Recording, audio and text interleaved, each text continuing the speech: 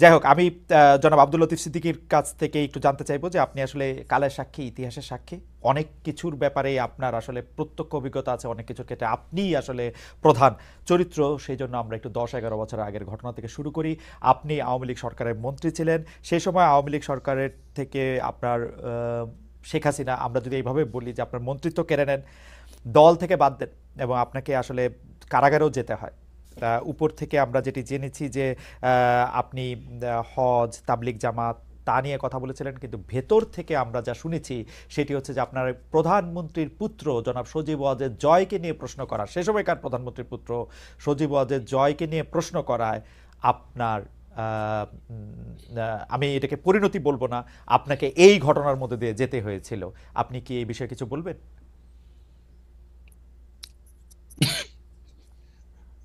প্রশ্ন করা এবং না করা হলো আমার চরিত্র বৈশিষ্ট্য।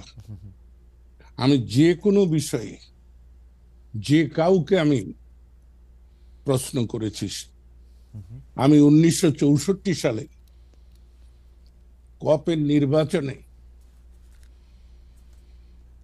জনাব শেখ মুজিবুর রহমানকে প্রশ্ন করেছি এবং এমন কথাও বলেছি যে আপনি জাতীয়ভাবে যেমন গুরুত্বপূর্ণ, আমি আমার যত বয়স এবং অবস্থানগত কারণে আমি আমার জায়গায় তেমনি আন্তরিক, সৎ এবং নিষ্ঠাবান।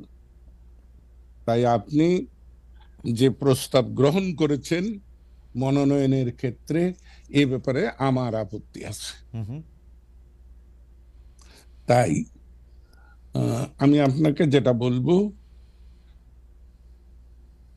আমি জয় সম্পর্কে কোনো কথাই বলিনি এবং জয় আমাকে কোনোদিন কোনো কথা বলেনি। জয় তথ্য প্রযুক্তি মন্ত্রণালয়ের উপদেষ্টা ছিলেন, প্রধানমন্ত্রী, তথ্য মন্ত্রণালয়ের না, তথ্য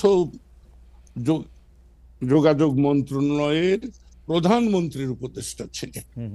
তিনি তাকে কি উপদেশ দিয়েছেন তা জানি না, আমাকে কোনো উপদেশ দেননি। বরঞ্চ আমি একদিন জয়কে বলেছিলাম বঙ্গবন্ধু স্যাটেলাইটের ব্যাপারে যে বাবারে এইটার কি করব। সে আমাকে স্পষ্ট করে বলেছিল যে বড় মামা,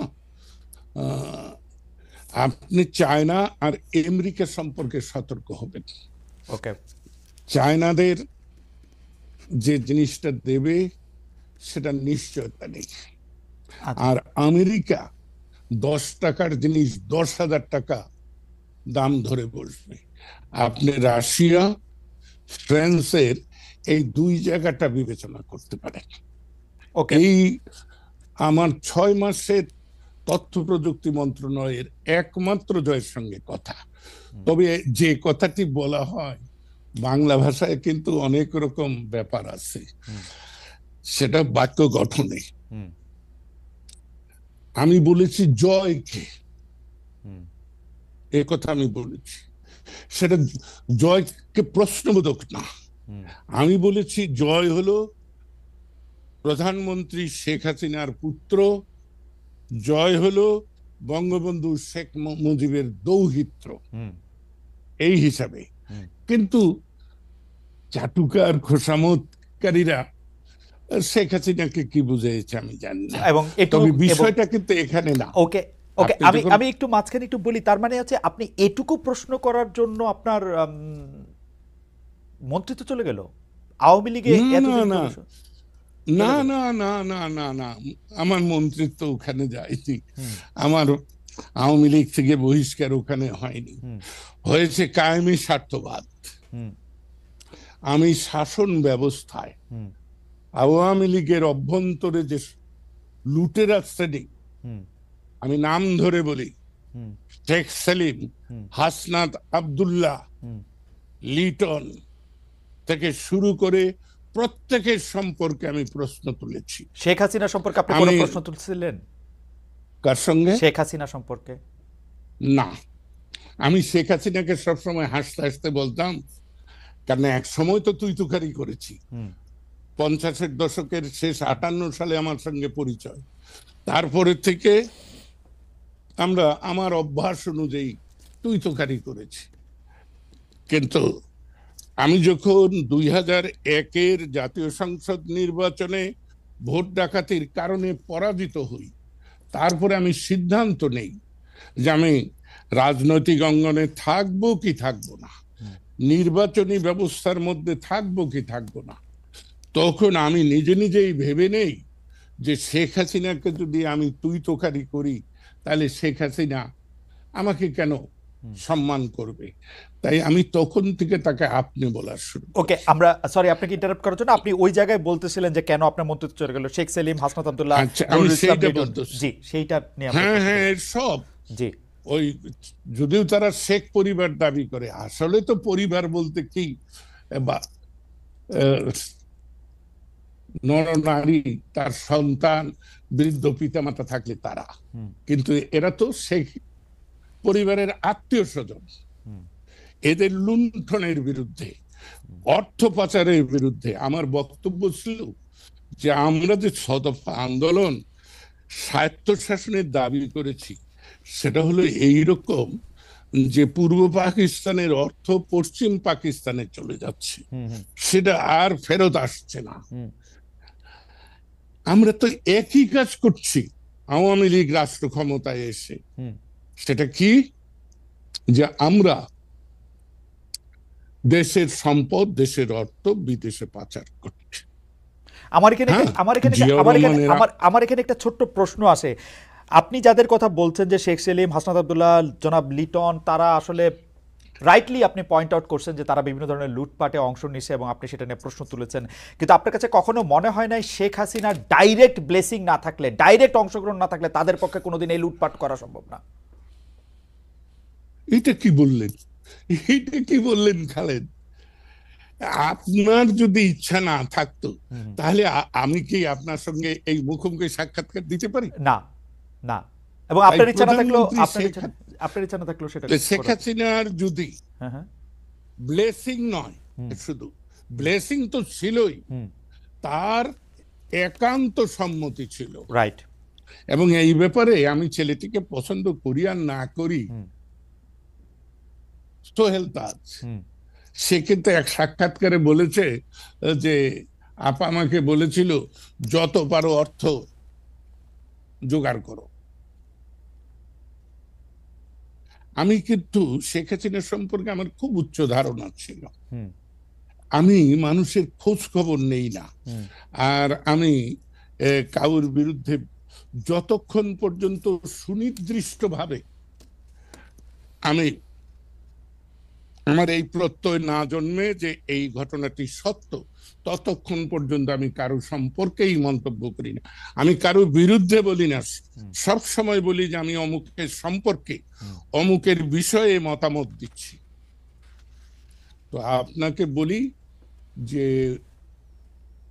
আমরা যখন আমেরিকায় যাই, তার দুদিন আগে বাংলাদেশ আওয়ামী লীগের কার্যকরী কমিটি এবং উপদেষ্টা কমিটির যৌথ সভায় আমি প্রকাশ্যে এদের বিরুদ্ধে অভিযোগ উত্থাপন করেছিলাম। আমার এখানে আমি একটু ছোট করে দুইটা বিষয়ে জানতে চাই যে আপনি তো জানেন যে 2013 সালে যে নির্বাচন ব্যবস্থা, 2014 সালে যে নির্বাচনের মধ্যে দিয়ে আওয়ামী লীগ সরকার আবার ক্ষমতায় আসলো, সেইটাতে আসলে কোনো নির্বাচন হয় নাই। 154টা সিটে আসলে বিনা প্রতিদ্বন্দ্বিতা নির্বাচিত হওয়ার পর আসলে কারো কোনো ভোটের দরকার হয় না, আবার সরকার গঠন হয়ে গেছে।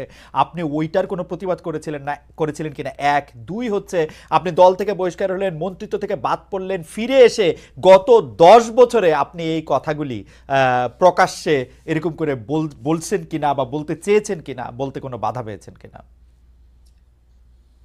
জনাব খালেদ মহিউদ্দিন, আমি আপনি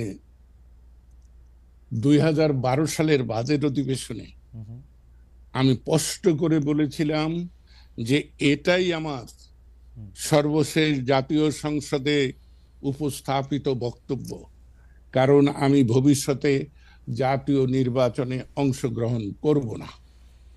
তারপরে শেখ হাসিনা ব্যক্তিগতভাবে আমাকে অনুরোধ করেছেন যে লতিফ ভাই আমাকে ছেড়ে যাবেন না, আপনাকে আমার প্রয়োজন। আমি শেখ হাসিনাকে যতটা সম্মান করি বা স্নেহ করি, সমর্থন করি, তার চাইতেও আমি বহুবার বলেছি আমার ব্যক্তিগত দুর্বলতা শেখ ফজিলতুন্নেসা প্রতি। আমি ছাত্রলীগ, আওয়ামী লীগ, শেখ মুনি, আব্দুর রাজ্জাক এদের কারণে করতে পারতাম না যদি আমি শেখ ফজিলতুন্নেসার আশ্রয় না পেতাম। তাই ওই মহিলার প্রতি আমি আমৃত্যু কৃতজ্ঞ।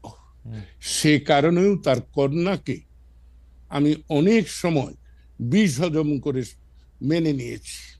এবং আমি কিন্তু বলতাম যে দেখুন মাননীয় প্রধানমন্ত্রী, আমি খুব দ্বন্দ্বে থাকি, কখন আমি আপনার মান নষ্ট করি, কখন আমি আপনার মনে আঘাত করি, কারণ আমি সত্য মিথ্যা বুঝি না, আমি যা বুঝি তা আমি না, প্রকাশ কিন্তু জনাব করতে লতিফ চাই। সিদ্দিকী, আপনি যখন মন্ত্রী হলেন তখন সংসদে আপনার যে ভাষণ, সেখানে তো আমরা শেখ হাসিনার প্রতি আপনার একটা পুরো অবশ্যই পুরো লয়ালিটি আমরা এটা দেখতে পাইছি, অবশ্যই আমার যে নেতা যাকে মানি। অনলি বিকজ যে তার মাকে আপনি এত যৌক্তিক কথা এত আগে থেকে এটা বলে থাকেন, কিন্তু তার মাকে যেহেতু আপনি মানে ভালোবাসেন বা শ্রদ্ধা করেন, তার জন্য তার কন্যার এই দুর্নীতি, এই অপশাসন আপনি মেনে নিয়েছিলেন। হ্যাঁ, আমি একার অকপটে স্বীকার করব, সেজন্য আমি অনুতপ্ত, আমার এত লজ্জা নেই। কিন্তু আপনাকে আমি বলি, আমি যেদিন জাতীয় সংসদ থেকে পদত্যাগ করি, আপনি অনুগ্রহ করে আমার সেদিনের বক্তৃতাটা যদি শোনেন, তাহলে দেখবেন যে আমি কি কি বলেছি। না, তখন তো আপনি মানে আপনি আমার ধৃষ্টতা ক্ষমা আমি করবেন, কিন্তু কিন্তু বিরুদ্ধে বলিনি। তখন তো আপনার পলিটিকে মানে আপনি আপনি আপনি বুঝে গেছেন যে এই আওয়ামী লীগ থেকে আপনি আর কি পাবেন। আপনাকে যে অসম্মানের মধ্যে দিয়ে আপনি শুরুতেই শুরু করেছিলেন, যেটি বলে যে অসম্মানের মধ্যে দিয়ে আওয়ামী লীগ আপনার যেতে হয়েছে ওয়ানলি বিকজ আপনি পরিবারতন্ত্র, গোষ্ঠীতন্ত্র, লুটপাট, দুর্নীতি নিয়ে আপনি কথা বলেছেন। আপনি কিন্তু আপনার নিজের ভাইকেও আপনি ছাড় দেন নাই যখন আপনি দুর্নীতি নিয়ে কথা বলেছেন।